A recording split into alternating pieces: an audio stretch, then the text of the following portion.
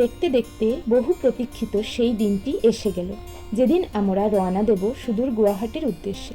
কেন যাচ্ছি, কী কারণে যাচ্ছি, সবটাই আপনারা এই ব্লগের সঙ্গে সঙ্গে জানতে পারবেন। রওনা দেওয়ার আগে কিছু লাস্ট মিনিট প্যাকিং বাকি ছিল, সেই বাকি জিনিসগুলোই এবার গুছিয়ে নিচ্ছি এবং আপনাদের সঙ্গে শেয়ার করছি। চলুন আর দেরি না করে তাড়াতাড়ি সব প্যাকিং সম্পূর্ণ করে নেওয়া যাক। এখন সকাল 10টা, আমরা বেরিয়ে পড়েছি স্টেশনের উদ্দেশ্যে, কারণ আমাদের ট্রেন ঠিক 12টায়। পথে প্রায় 1 ঘন্টা সময় লাগবে, আর ট্রাফিক জ্যামের কথা মাথায় রেখে আমরা আগেই রওনা দিয়েছি।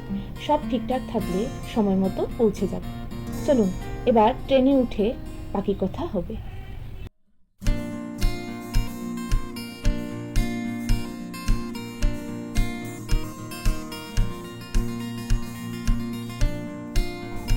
এই তো আমরা ট্রেনে উঠে পড়েছি, ট্রেনও ছেড়ে দিয়েছে। এখন আরাম করে বসে আপনাদের সঙ্গে একটু গল্প করে নেওয়া যাক। অনেকেই জানতে চাইছিলেন আমরা কেন গুয়াহাটি যাচ্ছি এবং কত দিনের জন্য যাচ্ছি। আসলে এই ট্রিপটা মূলত একটা ট্রিটমেন্টের জন্য, মাকে ডাক্তার দেখাতে নিয়ে যাচ্ছি। তবে শুধু চিকিৎসার জন্যই নয়, এই সুযোগে আরও কিছু ইচ্ছে পূরণ হয়ে যাবে।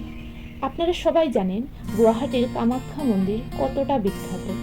অনেক দিন ধরেই সেখানে যাওয়ার ইচ্ছে ছিল, অবশেষে সেটাও পূরণ হতে চলেছে।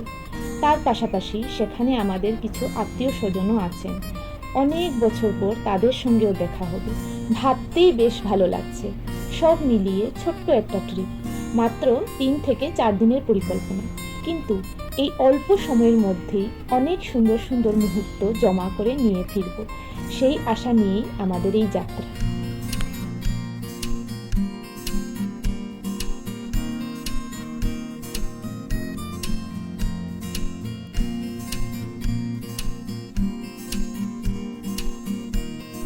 জানেন, ট্রেন থেকে নামার পর এমন একটা পরিস্থিতি তৈরি হয়েছিল যে ব্লগটা আর কন্টিনিউ করতে পারিনি।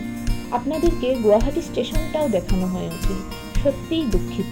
তবে চিন্তা নেই, ফেরার সময় অবশ্যই আপনাদের স্টেশনটা ভালো করে ঘুরিয়ে দেখাবো। আজকের জন্য ব্লগটা আর বড় করছি না, কারণ আমাদের তাড়াতাড়ি গাড়ি ধরে গন্তব্যে পৌঁছতে হবে। সবাই ভালো থাকবেন, বাই।